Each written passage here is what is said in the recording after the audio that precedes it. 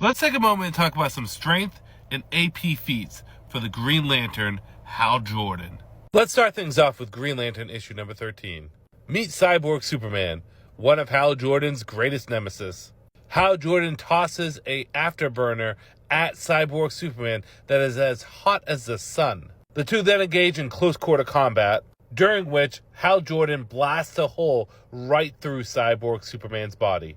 In Green Lantern issue number 12, we see while fighting Cyborg Superman, Hal Jordan delivers a punch in a construct gauntlet, which is strong enough to knock the jaw off of Cyborg Superman.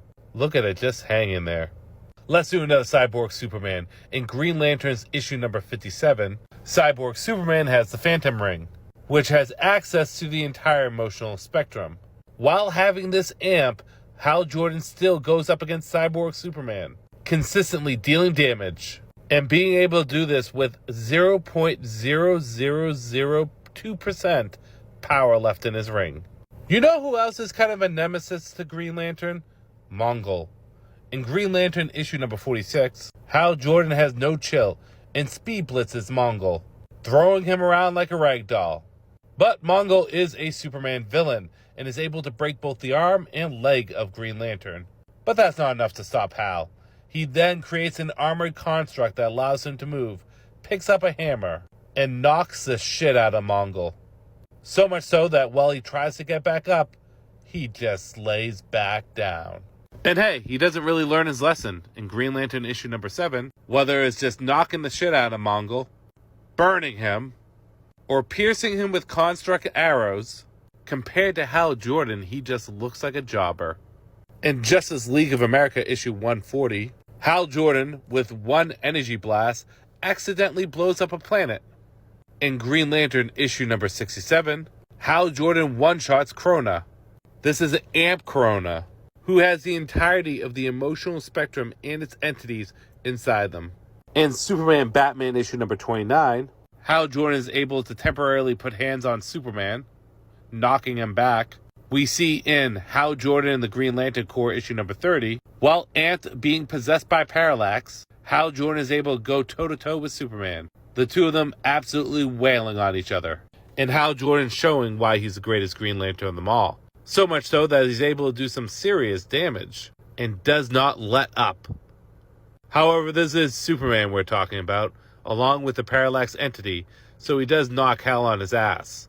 The fight ends with Parallax leaving Superman, and Superman even comments, "I hate to feel how hard you hit when you're in your right mind." In Justice League issue number 2, a younger Hal Jordan is able to hurt and draw blood from a younger Superman.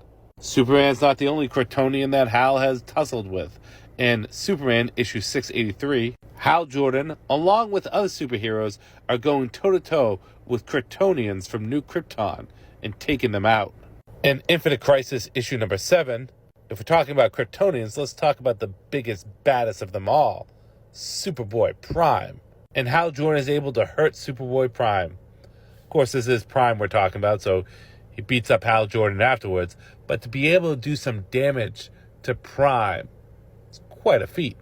In Green Lantern issue 55, Green Lantern can hit hard enough to knock Lobo on his ass.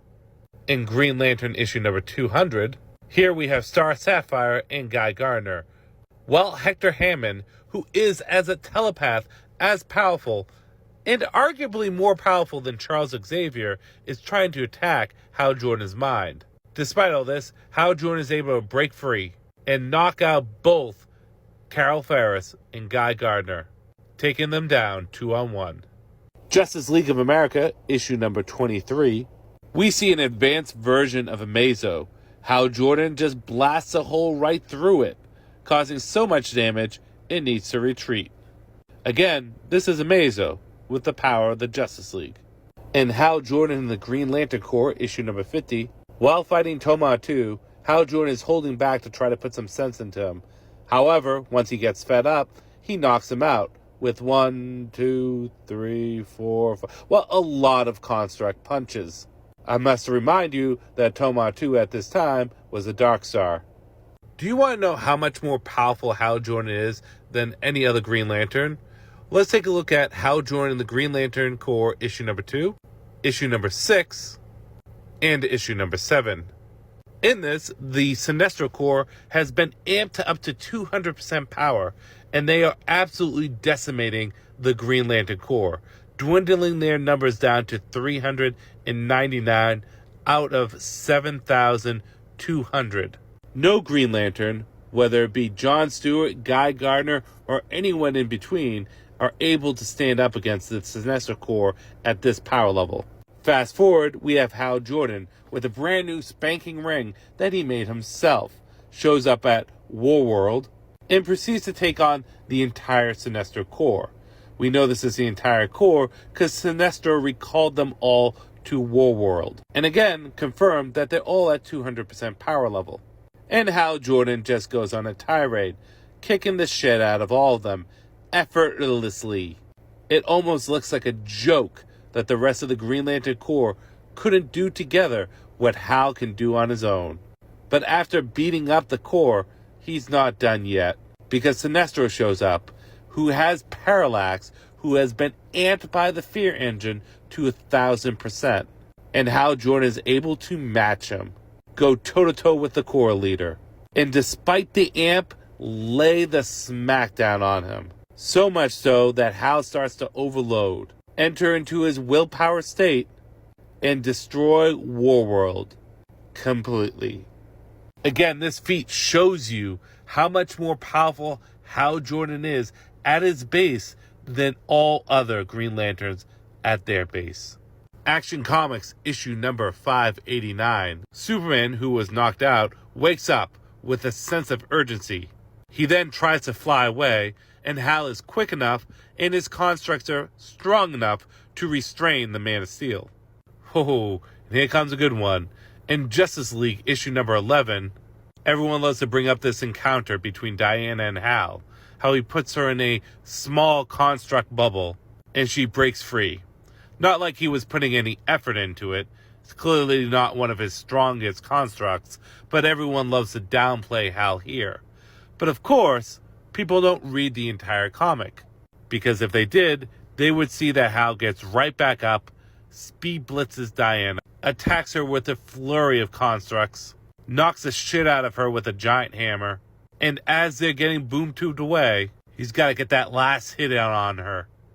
Green Lantern, issue number 50. While in the grip of Black Lantern Spectre, Hal Jordan is strong enough to break free of the grip and then smack Black Lantern Spectre so hard his jaw just flies right off. The Green Lantern, issue number 4. This is a Sun Eater, the thing that killed Hal Jordan when he was Parallax. Hal is, one, immune to its draining of energy ability, and 2, blows it up. Action Comics issue number 630. Throughout the beginning of the issue, Green Lantern goes up against Captain Atom.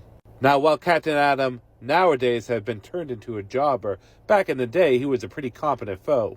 Not only is Hal able to outmaneuver him, but he can just flat out knock him out, hit him so hard that Captain Atom has no answer for it. We'll go back to Sinestro in Green Lantern issue number 20. We see once again Hal Jordan able to match Sinestro in power when he has Parallax, being able to overpower the Yellow Lantern. In JLA issue number 1, we have our boy here, Parasite, who somehow is allowed to break all the rules when it comes down to energy absorption. For example, he shouldn't be able to absorb Green Lantern's energy, but he does. He absorbs Flash's energy too, as well as Wonder Woman's energy. And despite having the energy of Green Lantern, Flash, and Wonder Woman, Hal Jordan is able to put hands on him, doing some damage. And let's finish things off with Hal Jordan and the Green Lantern Corps, issue number 41. Despite where you stand on the whole Hal Jordan versus Zod, and whether or not Zod threw the fight or not, Zod was under 3 suns at this time, and Hal Jordan is able to lay hands on him and draw blood from the amped Kryptonian. And as you can see here, Hal can lay hands on people with or without constructs. Why? Because he's the greatest Green Lantern of them all. There's a lot more AP and strength feats, but I figured that's enough just to get you started.